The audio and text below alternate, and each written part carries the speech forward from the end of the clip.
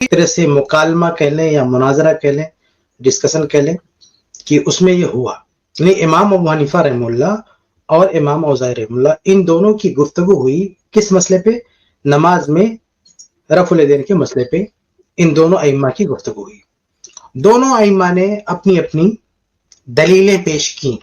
امام اوزاعی رحمہ اللہ نے دلیل پیش کی اور رفع الیدین کرنے کی، اور پوچھا امام ابو حنیفہ رحمہ اللہ سے کہ آپ کیوں نہیں کرتے جب اتنی واضح دلیل موجود ہے؟ تو امام ابو حنیفہ رحمہ اللہ نے سند پیش کی، کہا کہ اس وجہ سے ہم نہیں کرتے۔ تو امام اوزاعی رحمہ اللہ نے کاؤنٹر کیا کہ بھئی یہ تو ایسا مسئلہ ہے اس میں۔ تو امام ابو حنیفہ رحمہ اللہ نے جو جواب دیا اس میں اپنی سند کے جو رجال تھے ان کا تقابل کیا اس سند کے رجال سے جس سند کے رجال والی دلیل امام اوزاعی رحمہ اللہ نے پیش کی۔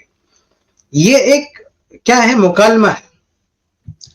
اس مکالمہ، یہ مکالمہ کہاں ہوا، کس نے سنا، اس کی بھی ثبوت کی ضرورت ہے نا۔ اس مکالمے میں، اس پوری کہانی میں، اس پوری اسکرپٹ میں یہ دکھایا گیا کہ امام اوزاعی رحمہ اللہ نے ایک سند پیش کی، اس کے جواب میں امام ابو حنیفہ رحمہ اللہ نے سند پیش کی۔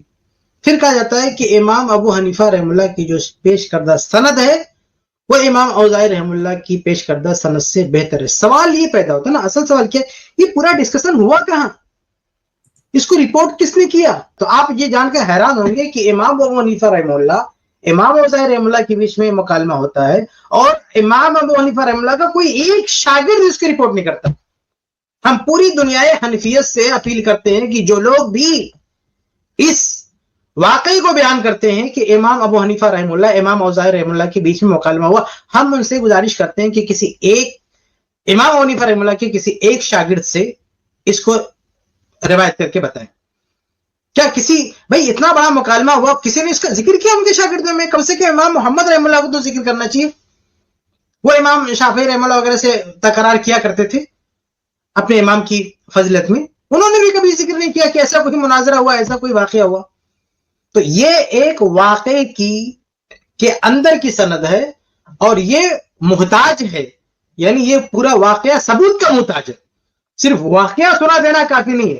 مثال کے طور پر میں آپ کو ایک واقعہ سناؤں ایسے کہ بھئی ایک صاحب نے یہ دلیل پیش کی، دوسرے صاحب نے بالکل مالک نافع عن ابن عمر سلسلۃ الذہب کی حدیث پیش کر دی۔ اب میں کہوں کہ دیکھو یار انہوں نے جو پیش کیا وہ تو سلسلۃ الذہب یعنی سونے کی کڑی ہے، وہ بہت ہی اعلیٰ سند سے روایت ہے، تو کیا اتنا کہہ دینا کافی ہوگا؟ ہم بھئی یہ مطالبہ ہوگا نا کہ یہ جو آپ کہہ رہے ہیں کہ فلان کے پاس ایسی سند ہے، اتنی اعلیٰ درجے کی سند ہے، یہ سند ان کے پاس اس کا پروف کیا؟ تو یہ جو واقعہ ہوا امام حنیفہ امام اوزاعی رحمہ اللہ کے بیچ میں، اس کا پروف ثبوت کیا؟ آپ واقعے کے اندر ایک خاص چیز پک اپ کر رہے ہیں اور کہہ رہے دکھا رہے ہیں کہ دیکھو یہ سند ہے، لیکن یہ واقعہ ہوا کدھر؟ اس کو اس کا پروف کون دے گا، اس کا ثبوت کون دے گا؟ تو میں آپ کے سامنے دکھاؤں، یہ جو یہاں پہ آپ دیکھ رہے ہیں اس کو بیان کرنے والا کون ہے، میں آپ کو بتاتا ہوں۔ یعنی اس پورے واقعے کو کون بیان کرنے والا ہے؟ اس پورے واقعے کو جو شخص بیان کر رہا ہے وہ ہے ابو محمد عبداللہ بن جو ہے محمد یعقوب الحارثی۔ یہ وہ شخص ہے جو 340 ہجری میں اس کی وفات ہوتی، یہ بیان کرتا ہے اس واقعے کو۔ یہ امام حنیفہ رحمہ اللہ کا شاگرد نہیں ہے، یہ اس واقعے کو بیان کرنے والا ہے۔ اب ظاہر سی بات ہے کہ یہ چونکہ امام ابو حنیفہ رحمہ اللہ کا شاگرد نہیں ہے، اس لیے اس کو امام ابو حنیفہ رحمہ اللہ کے اس واقعے کو بیان کرنے کے لیے اپنے اور امام ابو حنیفہ رحمہ اللہ کے بیچ میں پروف دینا ہوگا، چین دینا ہوگا کہ اس نے واقعہ کہاں سے سنا۔ سمجھ رہے کہ نہیں؟ پوائنٹ سمجھیے آپ کہ اس واقعے کو رپورٹ کرنے والے امام ابو یوسف نہیں ہے امام ابو حنیفہ کے شاگرد، اس واقعے کو بیان کرنے والے امام محمد نہیں ہے امام ابو حنیفہ کے شاگرد کہ ڈائریکٹ ان کے شاگرد نے بیان کیا اور ان کی کتاب میں موجود ہے اور آپ نے اٹھا کے پیش کر دیا۔ نہ، اس واقعے کو، پورے واقعے کو بیان کرنے والا کون ہے؟ اس کو بیان کرنے والا الحارثی ہے جو 340 ہجری میں جس کی وفات ہوئی ہے، اور یہ تقریباً آپ کہہ سکتے ہیں کہ 150 سال کے امام حنیفہ رحمہ اللہ کی وفات کے 150 سال بعد پیدا ہوا۔ یعنی جو شخص یہ واقعہ بیان کر رہا ہے وہ امام حنیفہ رحمہ اللہ کی وفات کے 150 سال بعد پیدا ہوا، اس لیے اس کو امام حنیفہ تک اپنی سند پیش کرنی ہوگی۔ تو اب آئیے دیکھتے ہیں کہ اس نے جو سند پیش کی ہے اس کی پوزیشن کیا ہے۔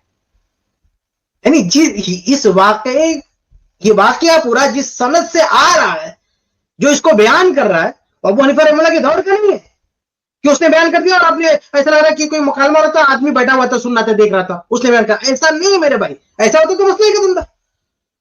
لیکن یہ بیان کرنے والا وہ شخص ہے جو امام حنیفہ رحمہ اللہ کی وفات کے 150 سال کے بعد پیدا ہوتا ہے, وہ اس کو بیان کر رہا ہے. اب یہ اپنی سند پیش کرتا ہے کہ میں نے کہاں سے سنا اس کو, وہ سند دیکھیں آپ. یہ میں بتا رہا تھا کہ پورا واقعہ جس نے بیان کیا عبداللہ بن محمد بن یعقوب ابن الحارث یعقوب الحارثی ہے. یہ امام حنیفہ رحمہ اللہ کے 150 سال کے بعد پیدا ہوا. اس نے ایک کتاب لکھی مسند ابو حنیفہ.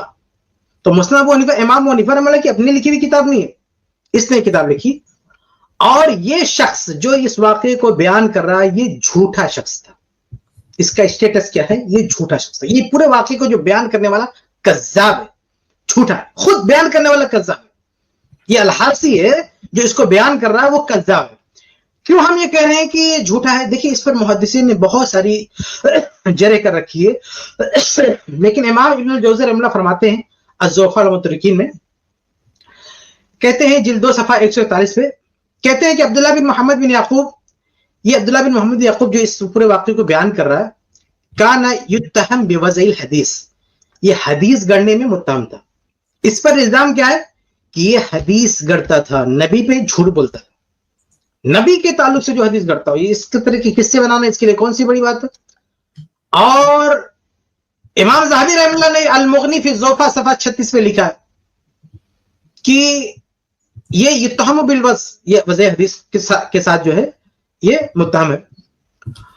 اور امام ذہبی رحمہ اللہ نے ایک اور جگہ لکھا حاضر ضرب من الوضع, یہ من گھڑت چیز ہے.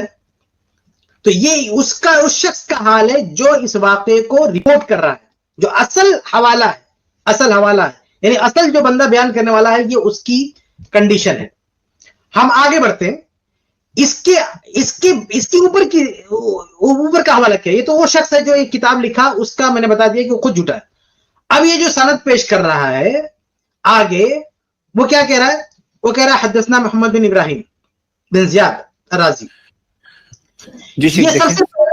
یہ سب سے پہلے ہاں ٹھیک ہے, یہ سب سے پہلے محمد بن ابراہیم الرازی کا حوالہ دیتا ہے کہ ہم کو اس واقعے کو, یہ تو خود جھوٹا شخص ہے, لیکن یہ آگے جس کا نام لے رہا نا کہ جس نے ہم کو بتایا یہ واقعہ, تو یہ محمد بن ابراہیم بن زیاد کے بارے میں یہ شخص کون تھا؟ یہ بھی کذاب ہے, جھوٹا ہے. امام دارقطنی رحمہ اللہ فرماتے ہیں, ابن حجر رحمہ اللہ فرماتے ہیں قال دارقطنی دجال یزول حدیث لسان المیزان میں, اور تاریخ بغداد میں ان کا قول مروی ہے کہ متروک ہے. تو ابن حجر رحمہ اللہ نے دارقطنی سے نقل کیا کہ دجال یزول حدیث, یہ دجال ہے. یہ کون؟ یہ اس کا پہلا واسطہ محمد بن ابراہیم بن زیاد الرازی, یہ جو ہے یہ شخص کے بارے میں ابن حجر نے نقل کیا کہ امام دارقطنی نے کہا کہ یہ دجال ہے جو حدیث گڑتا ہے. یہ نہیں بلکہ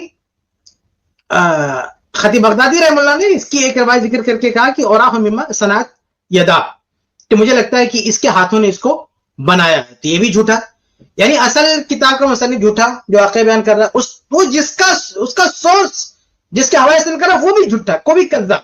2 کذاب ہو گئے. اب آگے سند میں کون ہے یہ آپ دیکھ لیں, محمد بن ابراہیم بن زیاد الرازی. اگلا کون ہے؟ سلیمان.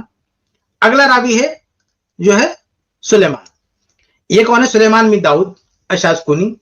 امام ابن معین فرماتے ہیں الجرح والتعدیل جلد 4 صفحہ 114 پہ کذاب عدو اللہ کان یذول الحدیث, کہ یہ کذاب اللہ کا دشمن ہی حدیث گڑتا تھا.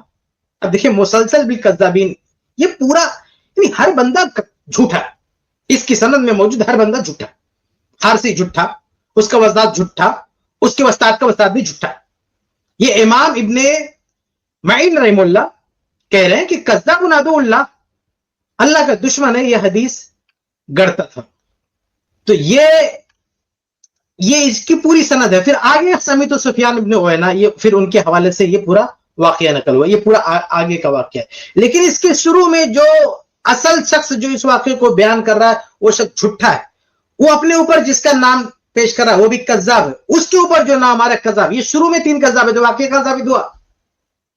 یہ تو بہت بڑی ناانصافی ہے نا, شروع کی سند آپ گول کر دیں اور اصل قصہ کسی آدمی نے ایک قصہ بیان کر دیا, اس قصے کی سند اٹھا کے آپ کہیں کہ دیکھو یہ بہت بڑی سند مل گئی آپ کو. نہیں, یہ پورا واقعہ من گھڑت ہے. یعنی امام ابو حنیفہ رحمہ اللہ کے پاس ایسی کوئی سند نہیں ہے. یہ تو ایک قصہ گو نے ایسا واقعہ بیان کر دیا. یہ اسکرپٹڈ ہے جو واقعہ بیان کیا ہوا. اس کو جن لوگوں نے بیان کیا وہ سب جھوٹے ہیں. ایک اور چیز دیکھ لیتے اس میں. دیکھیں یہ تو بات ہوئی سند کی. ہم اندر کنٹینٹ کو دیکھتے ہیں, اندر ہے کیا, کتنی عجیب و غریب بات ہے. اب دیکھیں اندر, کبھی آپ نے غور کیا پورا واقعہ لوگ نہیں سنائیں گے, سند سنا دیں گے, دونوں مناظرہ والوں نے یہ سند پیش کیا, لیکن اس میں بات کیا کہی گی ذرا دیکھیں. ایک بہت ہی خطرناک بات ہے. بات کیا ہے, جب کمپیئر کیا نا دونوں سندوں کو, تو کمپیئر کرتے ہوئے ایک تابعی کو ایک صحابی پہ فوقیت دے دی گئی. ایک تابعی کو, اس میں آپ دیکھیں یہاں پہ لکھا ہوا نا کہ